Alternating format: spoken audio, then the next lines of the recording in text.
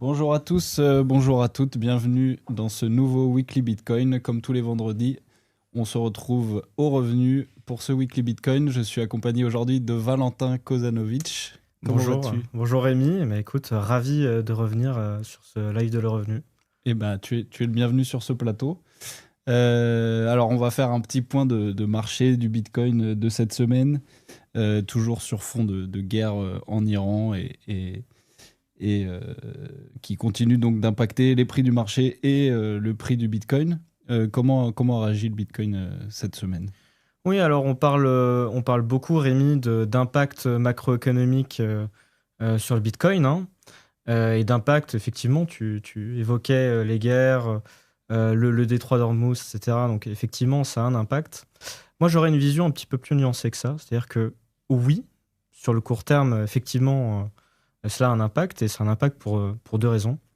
La première, c'est évidemment les raisons de liquidité, puisque qui dit conflit et d'autant plus conflit économique avec sur fond d'inflation, eh bien effectivement, nous avons un risque de prolongation d'une période de liquidité restreinte, et ça, les marchés l'anticipent. Et donc, par voie de conséquence, le Bitcoin également l'anticipe par des mouvements de marché qui peuvent être de part et d'autre. Euh, la seconde explication macroéconomique et liquidité, c'est que Bitcoin, au-delà de l'ensemble des actifs, euh, c'est considéré par les investisseurs institutionnels et retail comme ce qu'on appelle un actif liquide à haut bêta, c'est-à-dire un actif en période d'incertitude géopolitique, incertitude économique. Bah, les investisseurs, pour rebalancer leur portefeuille, pour rebalancer le risque de leur portefeuille, eh ben, ils vont chercher les actifs qui, un, sont extrêmement liquides, deux, sont facilement échangeables, et trois, qui ont une certaine volatilité pour réduire la volatilité induite du portefeuille. Bah, Bitcoin coche ces trois cases.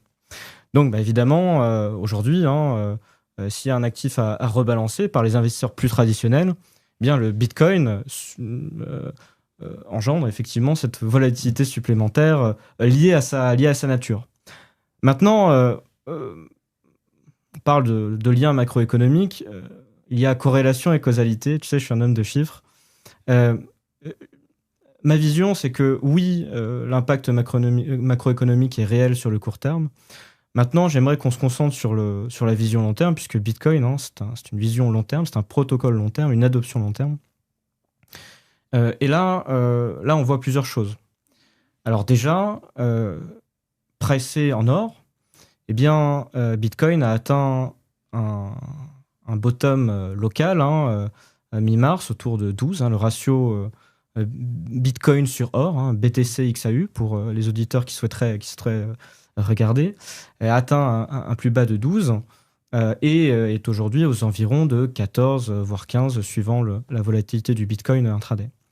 Euh, à cela, j'ajouterais que la vision long terme de Bitcoin, c'est un découplage de l'économie traditionnelle. Et j'entends par là que et un concept mathématique que je trouve extrêmement intéressant pour tenter d'approximer le Bitcoin, hein, c'est le concept de ce qu'on appelle la power law, donc la loi des puissances. Donc, euh, cette power law, qu'est-ce qu'elle dit? Il y a d'ailleurs un très bon papier qui est sorti, je crois, hier ou avant-hier sur le sujet, qui résume bien les fondements mathématiques de ce modèle.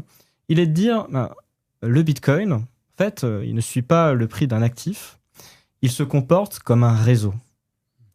Il se comporte comme Internet à son adoption, il se comporte comme la téléphonie à son adoption.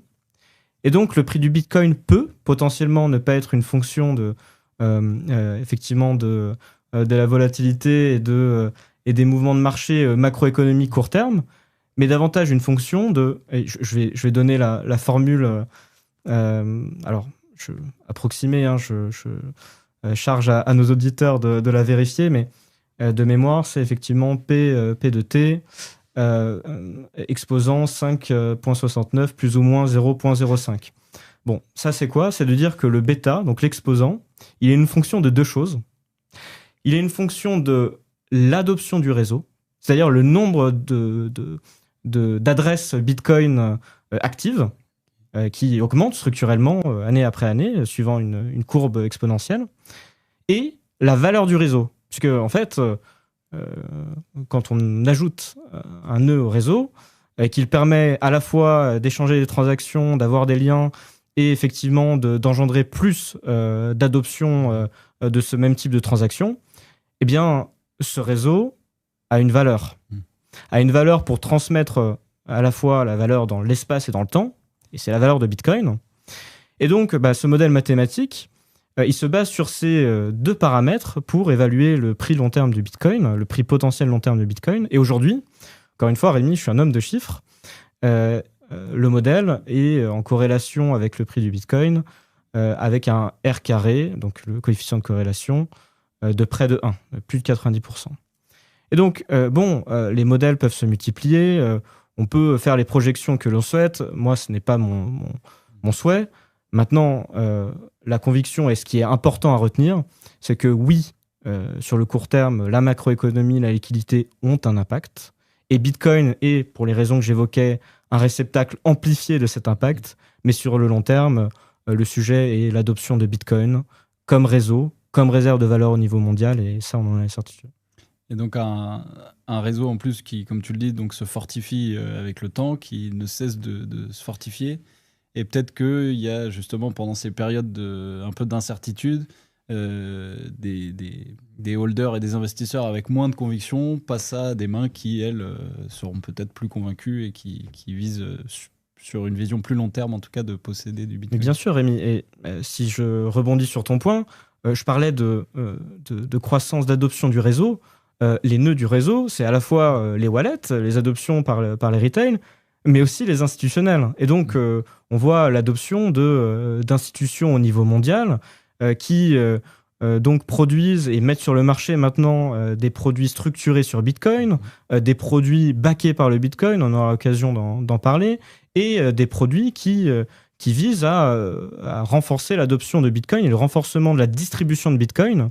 Et on en reparlera peut-être plus tard, mais de la distribution de Bitcoin au niveau mondial. Et donc, effectivement, à la fois l'aspect retail institutionnel participe à non seulement la distribution du réseau et la valeur du réseau. Et c'est cela même qui sous-tend la loi des puissances, la Power Law. Et qui fait que justement le Bitcoin, pour l'instant, on n'est peut-être pas encore vu à très grande échelle, puisqu'on le voit avec ces petites fluctuations, comme cet actif, un actif refuge, de valeur refuge, dont on est sûr de posséder même en temps de guerre, même en temps difficile, mais qui va peut-être tendre à le devenir, un peu comme l'or, un peu comme tout ça. Oui, d'ailleurs, tu parlais d'or. Alors effectivement, pour donner un petit peu de perspective à nos auditeurs, aujourd'hui, si Bitcoin atteint 30% de la market cap de l'or, 30% de la parité actuelle de l'or, on parle d'un Bitcoin à 500 000 $. En fait, on pose souvent la question de quel est ton cas pour un Bitcoin à $1 million. Bon, au-delà de l'aspect purement mathématique, j'adore les statistiques et donc effectivement... Les chiffres ne mentent pas. Voilà, donc la loi de pouvoir, la Power Law que je vous invite à regarder.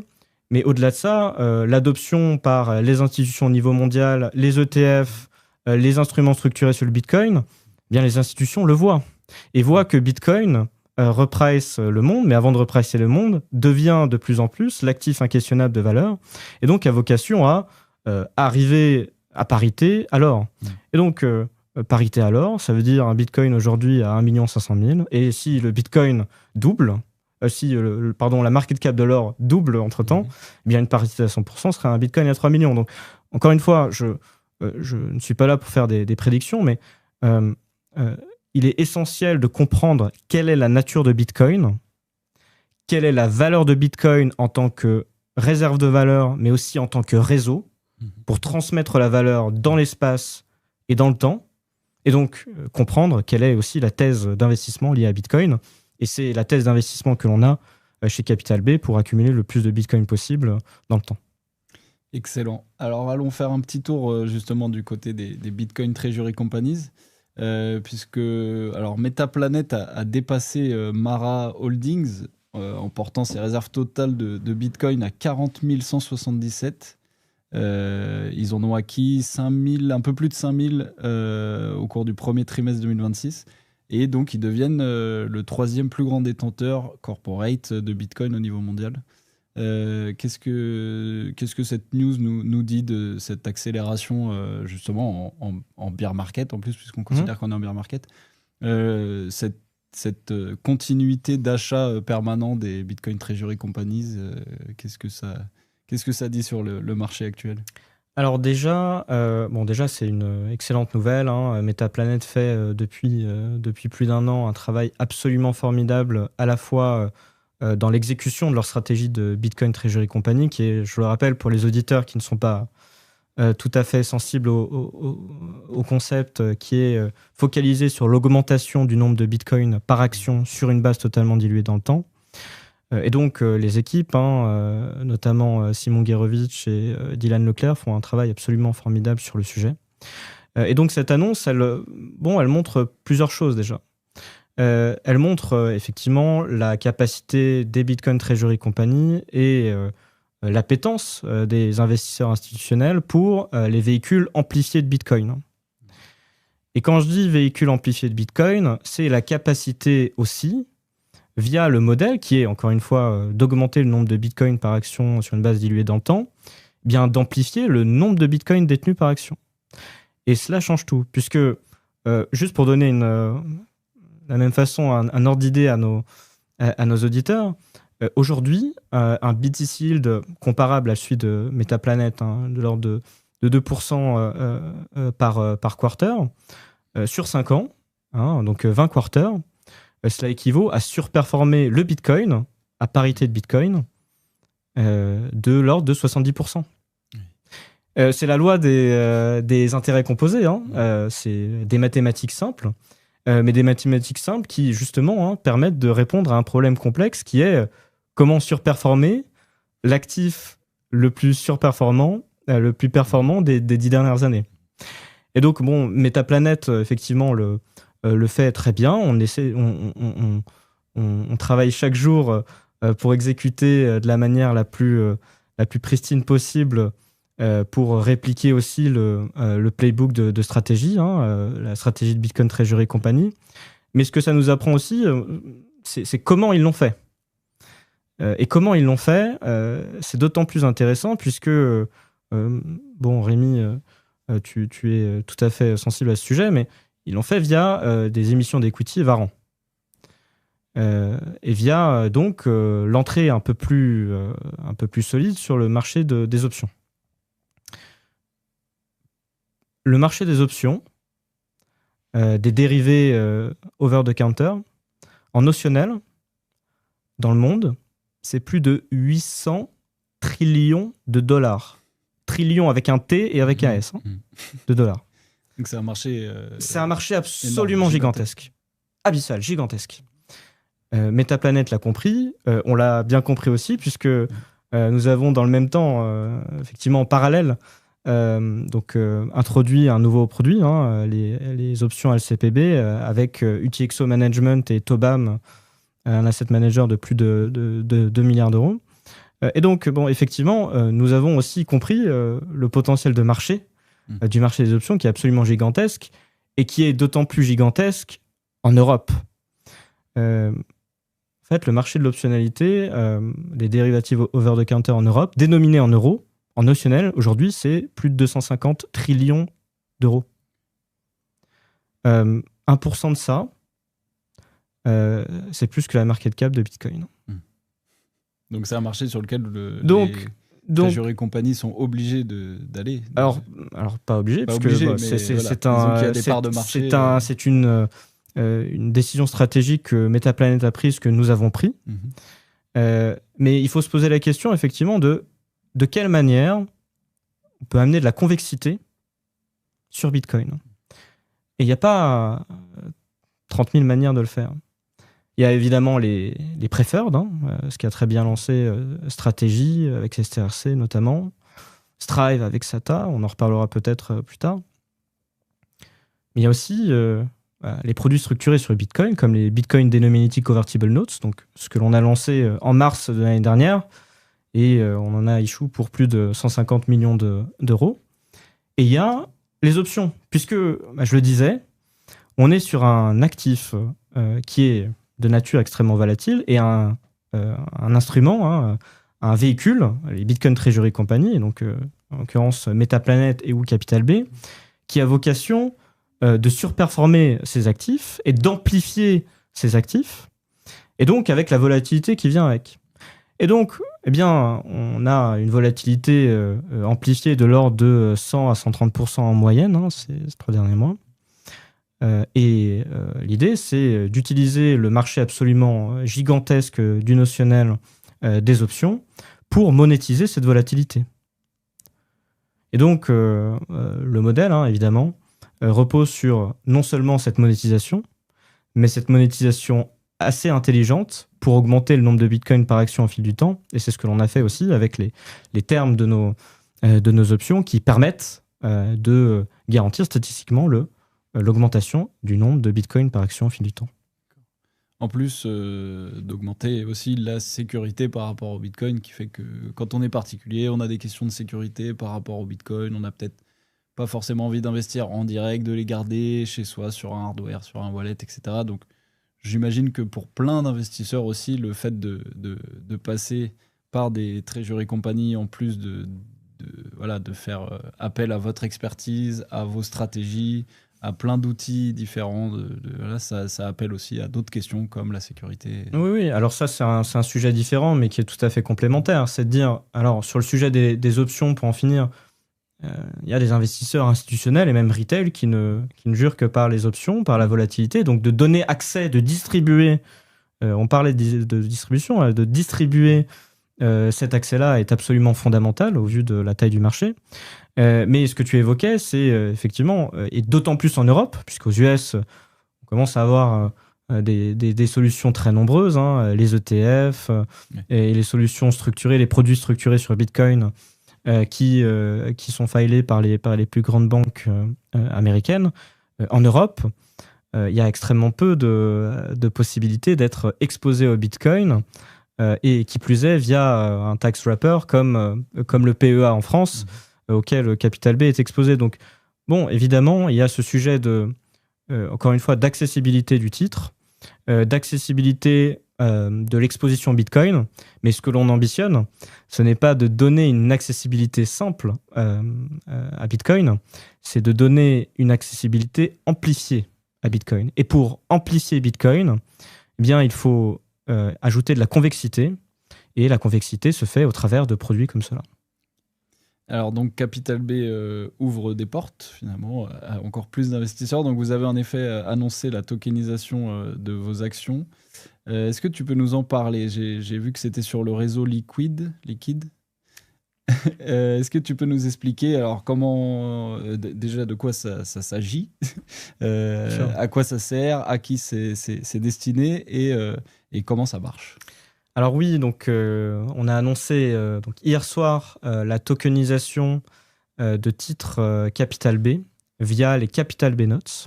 Donc c'est une initiative qui est menée par la plateforme Stoker. Donc les CLCPB Notes ont été émis par un fonds de titrisation luxembourgeois qui est nommé Oro, qui est lui-même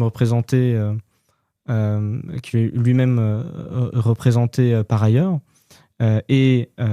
L'émission de ces titres est faite effectivement via la plateforme Stoker. Stoker, je le rappelle, qui est la plateforme, une des plateformes de référence de tokenisation et la plateforme de référence de tokenisation Bitcoin, avec plus d'un milliard d'actifs tokenisés sous gestion.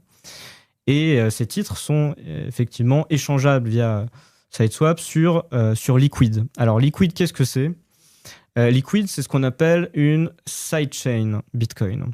Donc, qu'est-ce qu'une sidechain ? De façon extrêmement simple, voyez-le comme une couche supplémentaire qui vient sur la couche principale qu'on appelle le Layer 1, donc la couche principale, le réseau Bitcoin de base, et qui va amener de la programmabilité, qui va amener de la transaction de manière beaucoup plus rapide que sur le réseau principal, puisque en fait, un bloc de transaction se valide toutes les 10 minutes et on considère que, de manière puriste, les transactions sont entérinées au bout de 2-3 blocs validés pour renforcer la sécurité de la transaction. Là où sur Liquid, les contraintes ne sont pas les mêmes. Les contraintes ne sont pas les mêmes, mais tout en se reposant sur la sécurité de la couche de premier niveau et donc de Bitcoin. Et donc c'est Liquid, c'est la sidechain de référence sur Bitcoin, qui est donc développée par Blockstream, fondée par Adam Back, qui est la seule personne qui est mentionnée sur le white paper et un de nos investisseurs stratégiques chez Capital B. Et donc l'idée, c'est effectivement de tokeniser ces titres via des notes, donc des CLCPB notes, qui permet plusieurs choses. Ça permet, l'accessibilité mondiale, parce qu'aujourd'hui, l'accessibilité du titre est via les plateformes de marché, on le disait, les plateformes de marché européennes, américaines, etc. La tokenisation permet un accès au niveau mondial. C'est-à-dire que chaque investisseur éligible, alors il y a des restrictions de la part de Stoker sur les juridictions et d'autres critères, mais sous réserve d'être investisseur éligible, vous pouvez, dans le monde, échanger du LCPB. Non seulement vous pouvez échanger du LCPB, mais l'autre aspect intéressant de la tokenisation de manière générale sur Bitcoin, c'est la capacité d'échanger 24 heures sur 24, 7 jours sur 7. Pourquoi ? Parce que, alors déjà pour un titre classique, la capacité de trader, d'échanger ce titre hors des heures de marché est un avantage compétitif, mais encore plus pour un véhicule amplifié de Bitcoin, puisque, tu le sais autant que moi, Rémi, Bitcoin n'a pas de soirée, Bitcoin n'a pas de week-end, et Bitcoin n'a surtout pas de marché qui commence à 9h et qui s'arrête à 17h45. Et donc, eh bien, il peut arriver, c'est arrivé de nombreuses fois par le passé, d'avoir une grosse volatilité de Bitcoin pendant, par exemple, le week-end ou pendant les soirées, et d'avoir la possibilité maintenant de pouvoir échanger le titre Capital B, un titre amplifié sur Bitcoin, en dehors de ces heures de marché pour résoudre le gap mathématique qu'il y a entre les mouvements de prix de Bitcoin et Capital B et les Bitcoin Treasury Company et les titres tokenisés sur Bitcoin. Et par ailleurs, pour finir, la tokenisation sur Bitcoin, la proposition de valeur quand même affichée, assumée, c'est la tokenisation sur le réseau le plus robuste, sécurisé, distribué, non seulement au monde, Rémi, mais de l'humanité.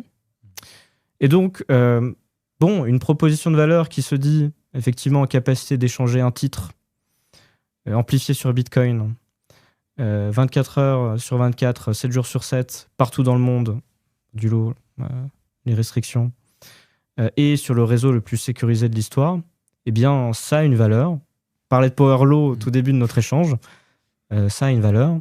Et évidemment, on encourage ce type d'initiative. Par ailleurs, c'est une initiative à laquelle on n'a pas participé directement. C'est une initiative qui vient du marché.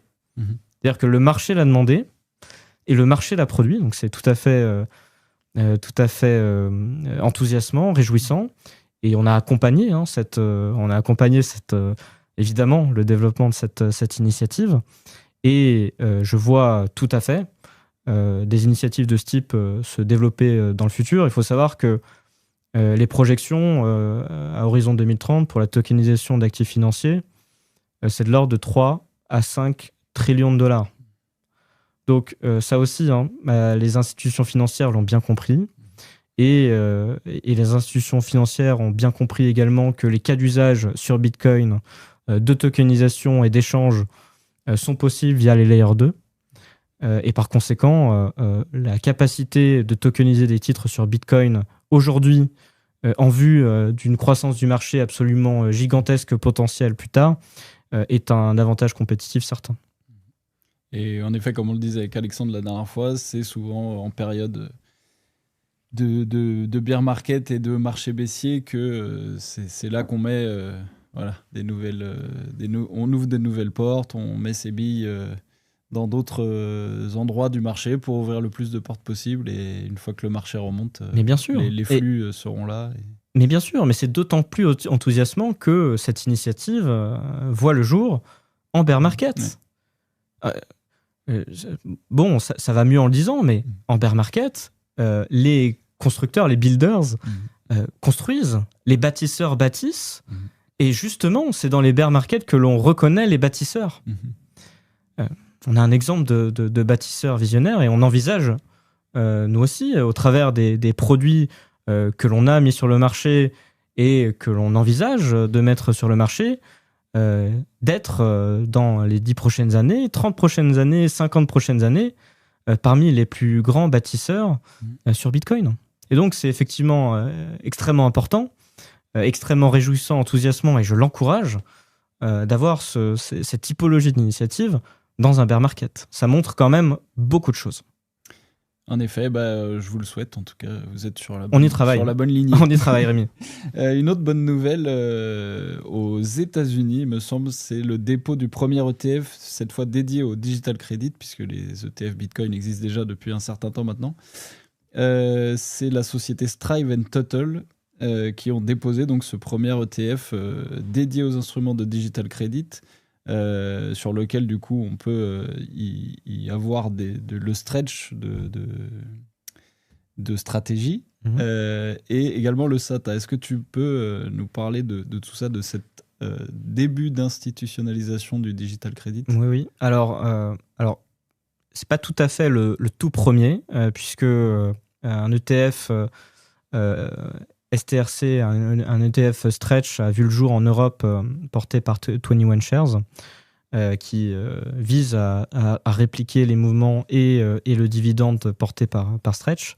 Mais en effet, Strive a filé pour un ETF, donc DGCR, un ETF dédié au digital credit, et qui a pour vocation d'inclure plusieurs produits de digital credit. Donc en ce sens...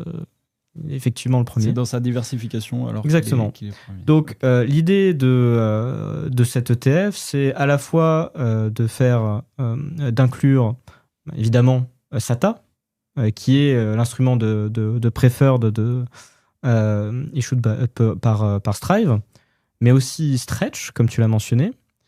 Là où on rentre dans un produit extrêmement intéressant et extrêmement versatile, c'est justement en rentrant dans le capot, en lisant ce filing, et on voit que cet ETF ne se limite pas à ça. C'est-à-dire que Strive a très bien compris que le digital credit, ce sont les preferred, les bitcoins convertibles et les warrants, puisque ce sont les instruments qui permettent d'ajouter de la convexité sur Bitcoin. Et donc, ce filing inclut la possibilité d'ajouter évidemment d'autres produits d'action préférentielle, de preferred, d'ajouter des instruments convertibles, d'ajouter des warrants et tout autre produit convexe sur le marché. Et donc, le produit est intéressant non seulement via la possibilité, l'accessibilité de ces titres, mais aussi de sa convexité. Et ce qui est intéressant, c'est que Michael aime présenter Stretch, et je partage son avis, comme un moment iPhone. C'est-à-dire un produit qui est avec ses caractéristiques, qui permet un rendement de plus de 12% et 11,5%, 11,5% aujourd'hui, avec un actif sous-jacent qui s'apprécie de l'ordre de 20 à 30% par an. Bien, c'est absolument fondamental, et c'est un iPhone moment. C'est un moment iPhone, j'en suis convaincu. Mais et Steve Jobs le dit bien mieux que moi, l'iPhone n'aurait pas été l'iPhone, malgré toutes ses caractéristiques, s'il n'avait pas été aussi bien marketé, aussi bien distribué dans le monde entier. Et donc, pour qu'un iPhone soit un iPhone, il a besoin de voies de distribution. Cet ETF est un exemple absolument parfait d'une voie de distribution. Alors, il y aura cet ETF, il y a déjà les titres Stretch tokenisés, notamment via Roxum, via des structures comme Saturn Labs aussi, qui permettent d'avoir des systèmes de stablecoin adossés au STRC. Et je pense que toutes ces voies de distribution, toutes ces voies de communication, et surtout je dirais, d'adoption de Bitcoin et des instruments adossés à Bitcoin dans le monde entier sont absolument essentiels, non seulement pour que le digital credit, comme je le suis convaincu, soit effectivement cet iPhone moment, mais pour qu'il devienne cet iPhone et qui, surtout, in fine, participe à l'adoption de Bitcoin à l'échelle mondiale par à la fois le retail et les institutionnels. Il faut savoir que, par ailleurs, les instruments de préfère de stratégie, notamment STRC, sont adoptés de l'ordre de 70 à 80% par le retail. Donc ce n'est pas un produit institutionnel. C'est un vrai produit comparable à l'iPhone qui a des caractéristiques supérieures, qui travaille aujourd'hui pour avoir de la distribution supérieure et je le salue absolument. Et d'ailleurs, à ça, j'ajouterais que le digital credit, et ces opportunités d'ETF le montrent aussi, le digital credit est essentiel à l'adoption de Bitcoin. Tu sais, comme je prends une citation que j'emprunte à Lao Tzu qui dit que bon, c'est l'espace vide qui rend au bol son utilité. Tu sais, à la fin, c'est de la physique, c'est l'antimatière qui permet à la matière d'exister. Et donc, de la même façon, eh bien, c'est le digital credit qui contribue à l'adoption de Bitcoin de manière institutionnelle et retail au niveau mondial, à l'adoption de Bitcoin de manière distribuée, puisque l'accessibilité via ces ETF et via la tokenisation est pour le retail au niveau mondial. Et cette adoption participe à renforcer à la fois l'adoption du réseau et la valeur du réseau. Et là, donc là, ça diversifie les manières d'utiliser le Bitcoin, les manières d'investir dans du Bitcoin. Et en effet, ça rend accessible à tout plein de gens qui n'étaient peut-être pas investisseurs, qui s'y intéressaient de près ou de loin, et qui maintenant ont plusieurs dizaines de manières de mettre les pieds dedans, de commencer à s'y intéresser, même s'ils ne s'y intéressent pas. En tout cas, ça leur est proposé, comme tu dis. Voilà, c'est distribué dans plein de canaux différents. Et en effet, c'est ça qui va sûrement faire grimper tout ça et rendre ça encore plus adopté par le retail dans les prochaines années. Oui, c'est ça. C'est-à-dire que c'est un instrument adossé à Bitcoin qui permet l'augmentation du nombre de Bitcoin par action au fil du temps de stratégie, du common stock holder, du détenteur d'actions ordinaires de stratégie, MSTR, et qui permet à un investisseur qui ne souhaiterait pas avoir la volatilité de Bitcoin eh bien, de se départir de la volatilité de Bitcoin, puisque la volatilité réalisée de Stretch est aujourd'hui de l'ordre de moins de 20, de 10%. C'est-à-dire que le produit est conçu pour s'échanger autour de $100. Et donc, c'est une des caractéristiques qui en fait un des moments iPhone. Par ailleurs, j'en ai déjà parlé la dernière fois, donc je synthétiserai ici. Mais par ailleurs, effectivement, l'idée des préfères de stratégie, c'est de proposer un produit qui est le plus large possible, qui puisse être adopté par la plus large surface d'acteurs à la fois institutionnels qui trouvent leur return et retail qui trouvent leur return sans avoir la volatilité qui peut par ailleurs freiner. Et in fine, comme je le disais, à la fois bénéficier aux détenteurs d'actions ordinaires de stratégie qui voient donc les preferred, les proceeds, ce qu'on appelle les produits des preferred, être transformés en valeur nette de Bitcoin sur le bilan, et in fine, de transformation, effectivement, de renforcement du réseau Bitcoin et de renforcement de la valeur du réseau Bitcoin. Donc on est quand même exposé au Bitcoin en achetant ces outils de digital credit, ces ETF-là. Ça permet une exposition différente et je pense aussi que ça a un avenir assez brillant. La news suivante, c'est la société Nakamoto qui, eux, de leur côté, ont vendu un peu de leur Bitcoin pour financer des coûts opérationnels.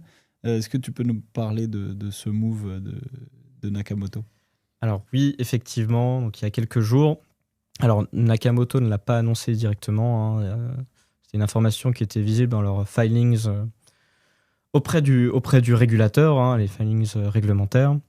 Donc, effectivement, nous avons appris que Nakamoto, alors Nakamoto, pour les auditeurs qui ne seraient pas sensibles au sujet, c'est une Bitcoin Treasury Company américaine qui se nommait avant Kenley MD, qui était une société dans le médical et qui a été via un reverse merger, donc qui s'est renommé Nakamoto, qui a d'ailleurs récemment, il y a quelques semaines, complété l'acquisition d'UTXO Management, branche d'investissement et de Bitcoin Magazine. Oui, je crois qu'on en avait parlé. On en avait parlé ensemble d'ailleurs, je crois, ce qui était absolument fondamental. Et aujourd'hui, donc effectivement, l'annonce, il y a quelques jours, de la vente d'un peu plus de 200 BTC pour des besoins de fonds de roulement, des besoins opérationnels. Alors, moi, j'aimerais sortir du cas de Nakamoto.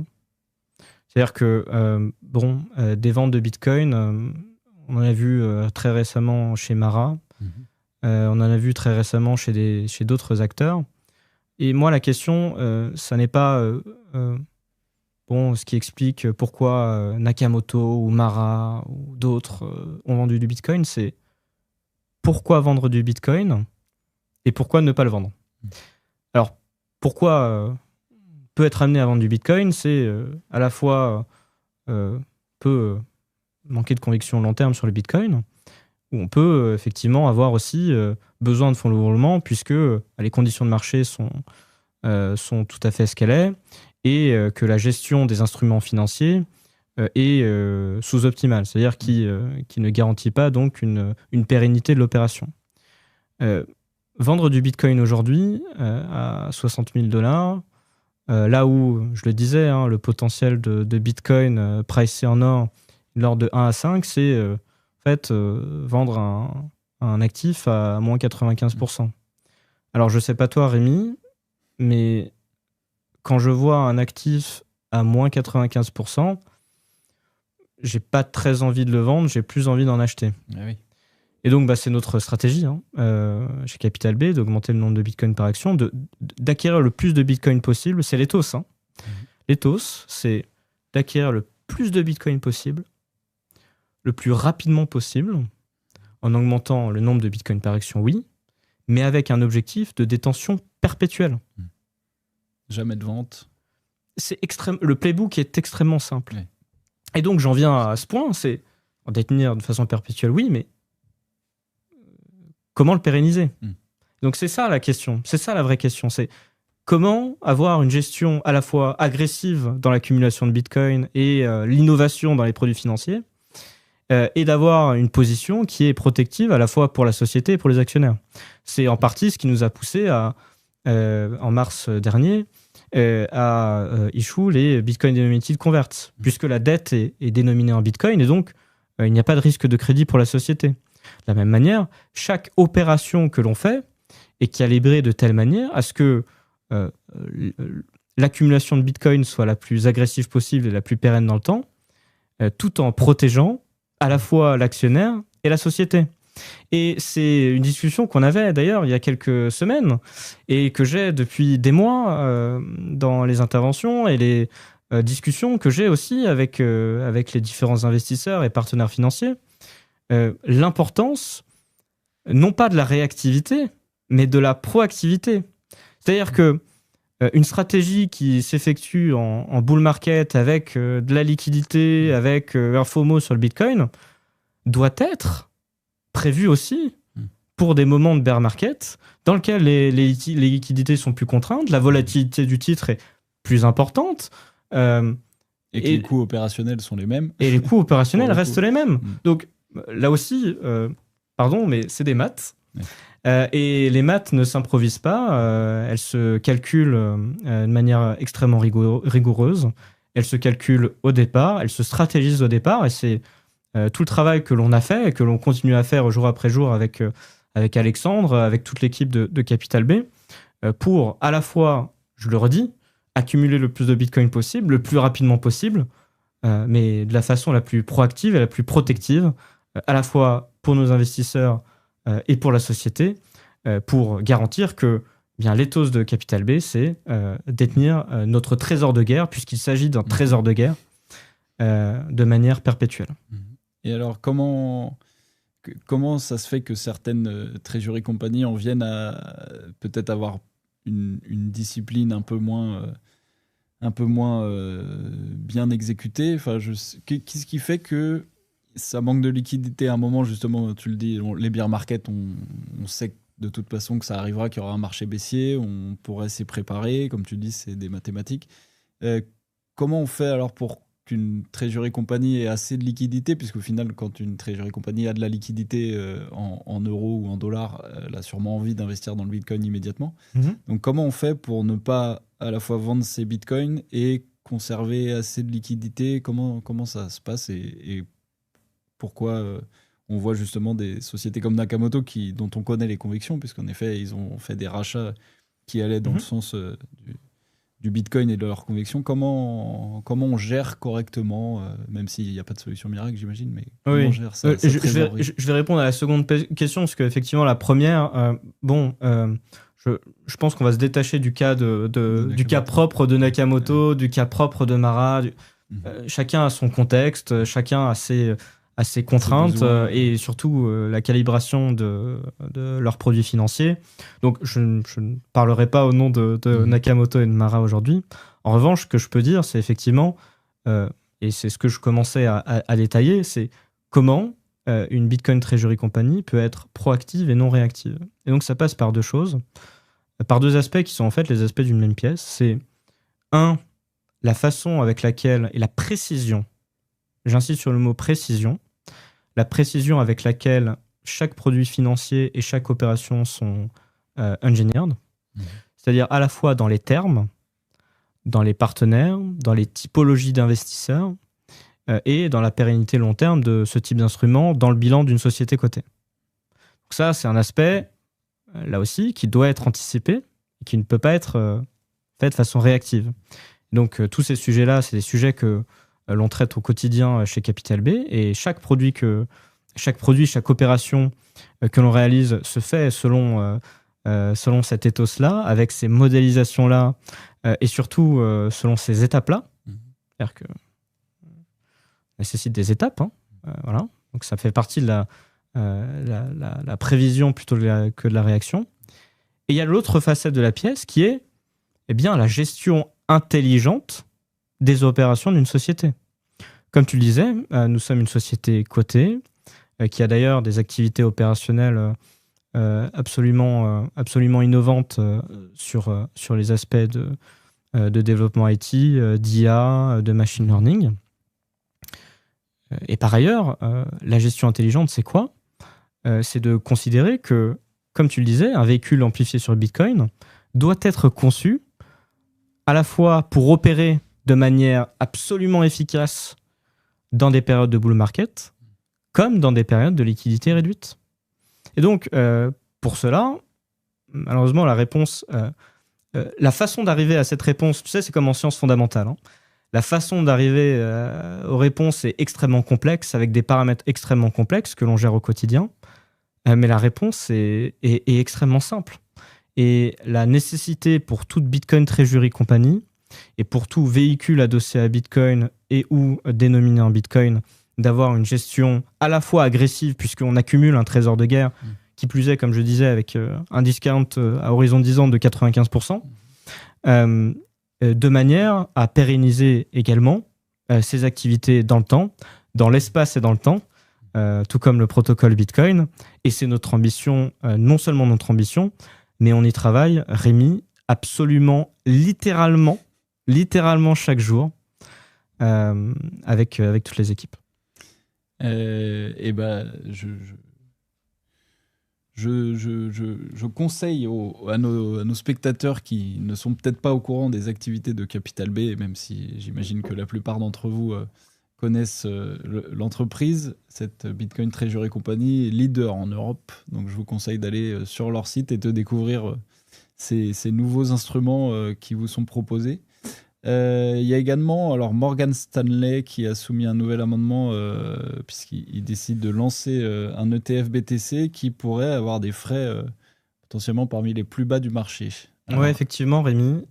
Donc il y a quelques jours, pour donner tout l'historique à nos auditeurs, Morgan Stanley, qui est une des banques majeures américaine, a annoncé il y a quelques semaines, quelques mois déjà, le filing via la SEC, donc l'organisme de régulation américaine, régulation des marchés, le lancement potentiel d'un ETF Bitcoin, c'est-à-dire d'un instrument qui vient tout bonnement répliquer les mouvements de Bitcoin, un ETF spot, c'est-à-dire qu'on a une détention sous-jacente de Bitcoin, ETF qui avait été lancé par BlackRock, plus récemment Vanguard, qui était une annonce absolument majeure. Ça fait combien de temps BlackRock? C'était en 2024. C'est un des paramètres qui avait lancé le bull market de 2024, avec les élections américaines évidemment par la suite. Mais, voilà. Et ce qui est assez effectivement intéressant dans ce nouveau filing, c'est une mise à jour en fait, du filing précédent de Morgan Stanley. C'est de voir les potentiels, on reste du domaine du potentiel, mais potentiels frais chargés, qui sont de l'ordre de 0,14% de mémoire, qui est largement en deçà de la moyenne du marché. C'est-à-dire que la moyenne de la concurrence, c'est 0,20, 0,25 points. Pourquoi c'est important? Puisque, le produit potentiel de Morgan Stanley sera effectivement possiblement extrêmement attractif pour à la fois les investisseurs institutionnels et retail, mais surtout on parle de Morgan Stanley. On parle de, pour vous donner un ordre d'idée, on parle de 16 000, peut-être un peu plus aujourd'hui, 16 000 conseillers financiers qui conseillent au jour le jour et qui gèrent plus de 6 trillions de dollars d'actifs. Oui, c'est une très grosse banque américaine, en effet. Voilà, le benchmark de conseil d'un actif comme Bitcoin dans les grandes banques américaines, c'est l'ordre de 3 à 5% aujourd'hui. Même si on prend une hypothèse conservatrice d'1%, on parle de 60 milliards. Bon, donc évidemment, c'est une nouvelle que j'accueille très positivement.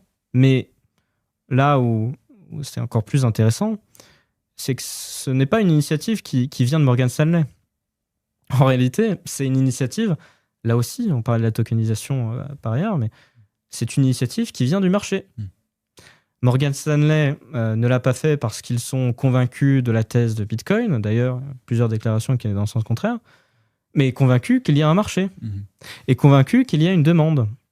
Et d'ailleurs, c'est aussi, si on tire le fil, la réflexion de BNP Paribas, qui par ailleurs, cette semaine, a annoncé aussi la mise à disposition d'ETN, en partie Bitcoin, via leur compte titre traditionnel, et qui, par ailleurs, quand on regarde les différentes communications, précise bien qu'ils n'endorsent pas, qu'ils ne supportent pas le Bitcoin, mais qu'ils répondent à une demande client. Mais c'est absolument fondamental. Mais c'est-à-dire que c'est la preuve de ce que j'essayais d'avancer à notre dernier échange, que bien la demande n'est pas descendante, elle n'est pas produite par les institutions. Les institutions répondent à une demande absolument gigantesque, absolument croissante du retail et des institutions sur Bitcoin, mais aussi sur les produits adossés à Bitcoin et les structures qui proposent un accès facilité et amplifié à Bitcoin. Donc c'est absolument gigantesque. Et bon, il reste encore quelques étapes à Morgan Stanley avec la SEC, quelques allers-retours avant de voir que cet instrument voit le jour. Mais, et je le suivrai, tu peux en être sûr, Rémi, avec attention, il sera très intéressant de suivre le mouvement de prix du Bitcoin dans les 2 jours qui vont suivre l'introduction de cet ETF Bitcoin. C'est le même impact attendu, potentiel, de l'ordre de 5 à 7%. Qu'avait eu l'introduction de l'ETF par Vanguard. Donc, parce que oui, Morgan Stanley, c'est peut-être pas l'équivalent de BlackRock, mais c'est quand même une très grosse institution américaine. Oui, 6 trillions, je considère ça comme, on est sur une taille tout à fait honorable. Mais au-delà de ça, des actifs sous gestion, c'est vraiment l'aspect 16 000, je disais, 16 000 conseillers financiers. Enfin, c'est une armée de conseillers financiers qui va se mettre à l'échelle à conseiller sur l'allocation Bitcoin. Enfin, il faut se rendre compte de la magnitude Et je reviens, pardon, c'est la marotte, mais c'est un peu le fil rouge, quelque part. Je reviens à la Power Law, qui est le produit à la fois de l'exponentiel, à la fois de la valeur du réseau et de l'adoption du réseau. Eh bien, l'adoption et ces ETF Bitcoin participent à l'adoption du réseau et donc au renforcement de la valeur du réseau. C'est absolument fondamental. Et ce qui est intéressant, comme tu le dis, c'est que ça vient littéralement du marché et des clients qui poussent ces institutions bancaires, leur propre établissement bancaire, à leur donner accès à ces produits-là. Et ça prouve la souveraineté du Bitcoin, même... Enfin, si ça avait été l'inverse, ça aurait été... voilà, on aurait pu avoir un autre point de vue là-dessus. Morgan Stanley est pro-Bitcoin, ils veulent absolument proposer ce produit, même s'il y a pas de demande client. Là, c'est en effet l'inverse, donc c'est impressionnant. Et ça fait plaisir que ces établissements jouent le jeu, peut-être malgré eux, en fait, je pense que face à la concurrence qui le fait, de toute manière, ils sont obligés de s'aligner à une demande client et à la concurrence. Mais en tout cas, c'est fascinant et c'est encourageant pour la suite. C'est exactement, Rémi, c'est un moment, c'est le réel. C'est-à-dire que les institutions financières saisissent le réel de manière extrêmement rapide. Alors, pour certaines, ça prend plus de temps que d'autres. Et je suis ravi que Morgan Stanley se lance de manière encore plus intense dans cette lignée. Par ailleurs, Morgan Stanley a aussi filé pour il y a quelques mois pour des produits structurés sur Bitcoin. Donc, en fait, la question, ça n'est pas quand. Ça sera graduellement puis soudainement, pour côté un fameux livre éponyme. Mais surtout, la question, c'est à quel ordre de magnitude. Et l'ordre de magnitude est, comme on le voit, absolument gigantesque, à la fois pour le réseau et la valeur du réseau. Et j'estime que alors les banques américaines, mais aussi et surtout les banques européennes majeures, on le voit avec BNP, on voit aussi avec Société Générale, Crédit Agricole aussi, qui est de plus en plus présent sur le sujet. Je vois très bien un écosystème, et j'encourage un écosystème de ce type à se développer en Europe. Il va être nécessaire, je pense. Pour des questions à la fois de souveraineté et surtout de compréhension de la proposition de valeur et surtout de la taille du marché qui est absolument gigantesque. Et là encore, Rémi, non seulement j'encourage, mais là aussi, il y aura le réel. C'est-à-dire que la demande client arrive et il faut répondre à cette demande client. Et les institutions qui auront compris le plus vite et le plus intelligemment quelle est cette demande, de qui elle vient et comment y répondre, auront potentiellement gagné dans les 10-20 prochaines années. Alors pour conclure cet échange, on va parler un peu plus de technique. Et justement, t'as beaucoup parlé du réseau, donc on va parler de cette nouvelle qui a tourné beaucoup ces derniers jours, parce que Google a mis en avant un risque quantique à long terme sur Bitcoin dont on parle depuis déjà longtemps, et leur dernière recherche suggérerait que les ressources quantiques nécessaires pour compromettre la cryptographie de Bitcoin seraient peut-être un peu sous-estimées, et qu'ils ne seraient pas loin en tout cas de réussir à voilà, sans que ce soit une menace immédiate. Ça souligne quoi? Alors, une nécessité de sécuriser le réseau, de faire une mise à jour sur le Bitcoin dans les prochaines années? Alors, tout à fait. Alors, Rémi, tu l'as effectivement vu. Donc, Google a notamment annoncé, mais écrit un papier sur le sujet. Google, qui par ailleurs développe un ordinateur quantique, Willow, donc qui est tout à fait juge et partie dans le papier, mais c'est toujours intéressant à lire, et je l'ai lu. Mais ce papier, il dit quoi? Alors, ce qui ressort évidemment dans les news, c'est l'algorithme de Bitcoin. On y reviendra sur cet aspect d'algorithme, est plus prône aux attaques quantiques, puisque on a besoin de moins de qubits. Donc, alors déjà, avant de parler de qubits, je vais parler d'un ordinateur quantique, juste pour expliquer de manière extrêmement simple, parce que c'est un concept très complexe, encore pour moi, un concept très complexe. Et donc un ordinateur classique, pour nos auditeurs, un ordinateur classique, c'est un enchaînement de 1 et de 0. Bon, jusque-là, ça reste assez simple, même si... Oui, plus facile à dire qu'à faire. Un ordinateur quantique, donc prenez ce 1 et 0 comme une pièce de monnaie avec une face qui est 1, une face qui est 0. Eh bien, ce sont des bits. Là où un ordinateur quantique résonne en qubits. Donc si un bit, c'est une pièce de monnaie avec 0 et 1 de l'autre côté, eh bien un qubit, voyez-le comme une petite sphère, une petite bille, qui est à la fois 0, et c'est là où on rentre dans la complexité, et à la fois 1. C'est-à-dire que cette bille, elle contient probabilistiquement l'ensemble du champ des possibles, l'ensemble des possibles pour un problème donné, un problème mathématique donné. Et donc, via la physique quantique, qui se base sur 2 principes majeurs qui sont la superposition, c'est-à-dire ce que je disais, chaque qubit est sur 0 et sur 1 jusqu'au moment de l'observation, et l'intrication, c'est-à-dire que les qubits sont liés entre eux. Donc, le mouvement d'un qubit influe proportionnellement sur le mouvement du suivant, et ainsi de suite. Ce qui permet probabilistiquement d'éteindre les possibilités et donc de donner au moment de la mesure la solution la plus élégante, en tout cas la solution qui aura la plus grande probabilité. Et donc cela fonctionne via des ions, vous avez des ordinateurs quantiques qui fonctionnent aux photons, etc. Mais le principe est le même, c'est-à-dire utiliser les principes de la physique quantique et utiliser bien ce qu'on appelle les qubits, donc ces billes de données avec toutes les possibilités, entre elles, pour résoudre des problèmes probabilistiques, mathématiques complexes. Maintenant qu'on a posé les bases sur l'ordinateur, sur le quantique, j'aurais joie d'en reparler un autre jour, évidemment. Eh bien, le papier de Google, il dit quoi ? Il dit, dans nos précédentes estimations, Bitcoin, l'algorithme de Bitcoin, alors déjà, définissons ce que c'est. Beaucoup d'analystes font l'erreur simple de dire que Bitcoin est crypté. Non, Bitcoin n'est pas crypté.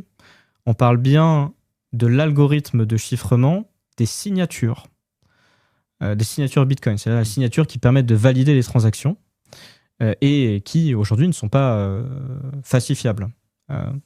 Et donc, ces algorithmes, c'est ECDSA, donc c'est Elliptic Curve Digital Signature Algorithm. Et depuis la mise à jour Taproot, il y a aussi les signatures de Schnorr. Bon, tout ça des termes complexes, mais des termes complexes qui rendent aujourd'hui les signatures de transactions Bitcoin pratiquement infalsifiables. Je dis pratiquement parce que c'est toujours une... Oui, il y a toujours une possibilité. C'est toujours une probabilité, future, mais elle est de l'ordre de milliards, aujourd'hui de milliards. Et on pourrait continuer les milliards pendant 1 heure.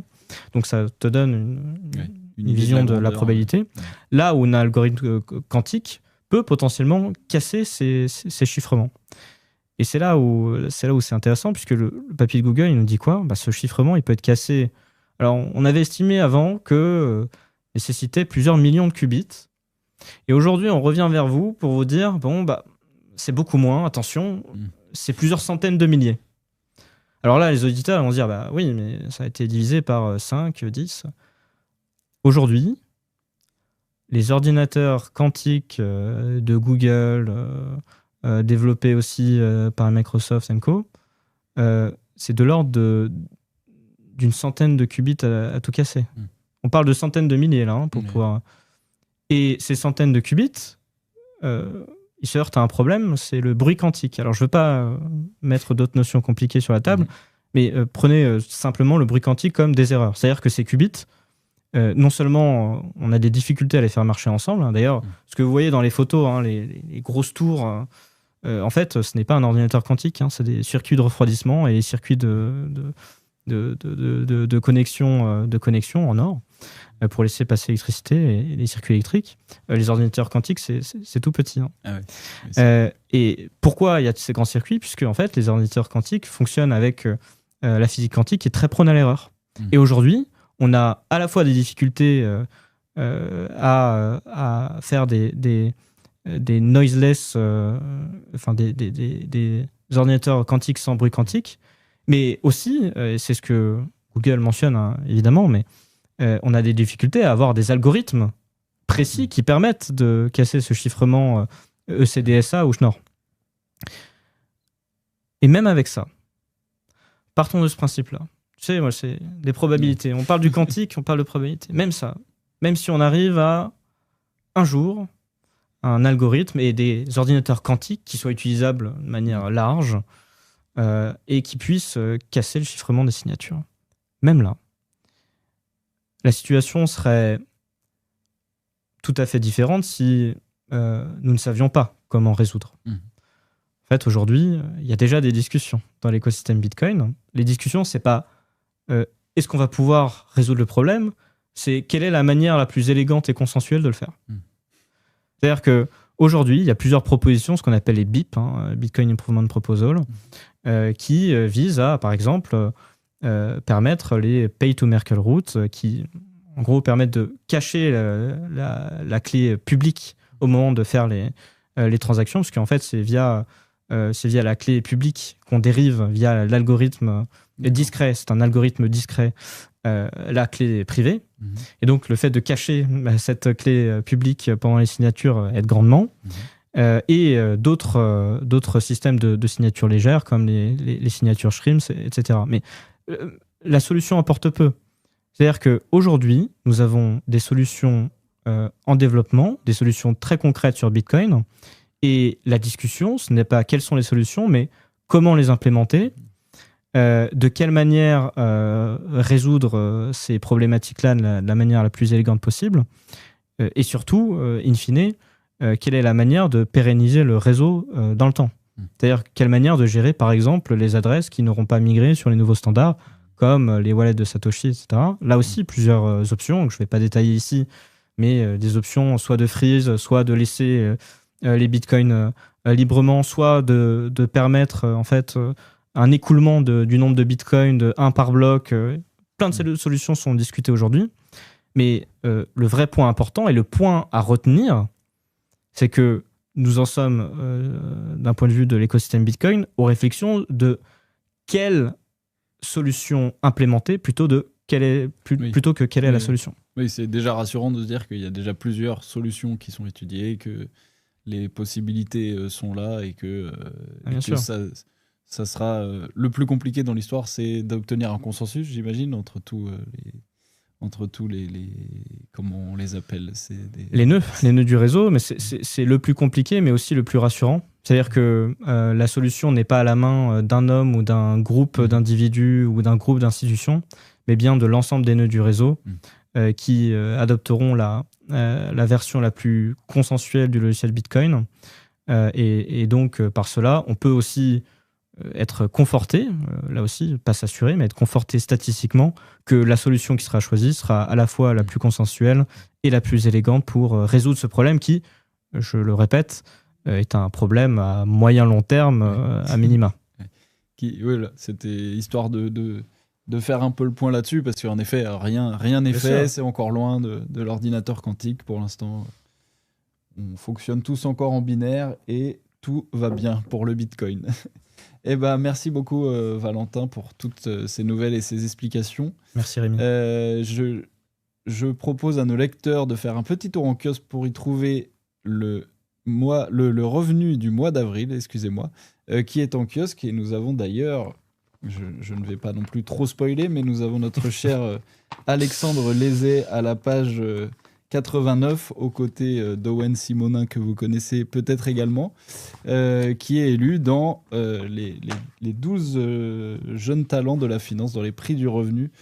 Voilà, c'est tout pour nous. C'était le Weekly Bitcoin de ce vendredi. On se retrouve la semaine prochaine pour faire le point sur l'actualité du Bitcoin. Merci à tous, merci Valentin. Merci Rémi.